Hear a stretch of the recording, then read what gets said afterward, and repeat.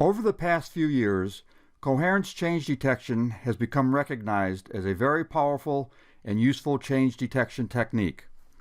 For this reason, we have put a lot of effort into developing operational tools to make exploiting this technology fast and easy. These tools are accessed via raster, the radar toolbox, interferometer drop-down list, and one of the tools you find here is EZ Coherence Change Detection. Clicking on this will bring up the GUI that drives this software. As a change detection technique, we of course require two input images. And as this is an interferometric technique, they must be an interferometric pair.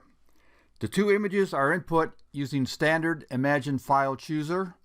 You simply have to navigate to the directory where the images are located.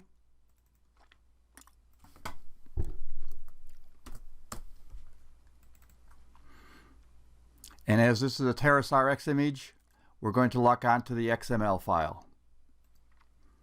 Similarly, you would input the INSAR pair match image. The parameters used to do the actual co-registration between the two images is defined by the parameters here. We can, of course, change these, but the parameters that are here are intelligent defaults and will usually do a pretty good job. Similarly, the multi-look parameters that are used for calculating the coherence image have intelligent defaults. These can be modified if you want. In this case, we're using a multi-look factor of 1, which is to say we're calculating for every single pixel.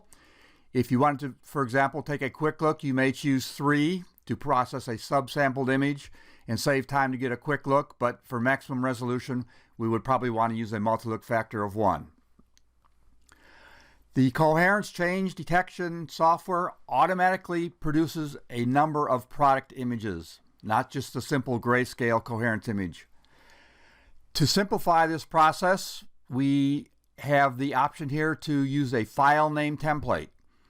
You notice that's on as a default. If I deselect that, it's possible to give an independent name to every one of the products we're going to make.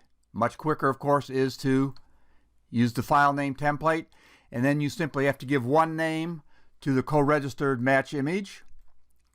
You would simply go to a directory where you have write permission and put in a base name, and you see all the products are automatically named using that base name as the prefix. That's all that's necessary.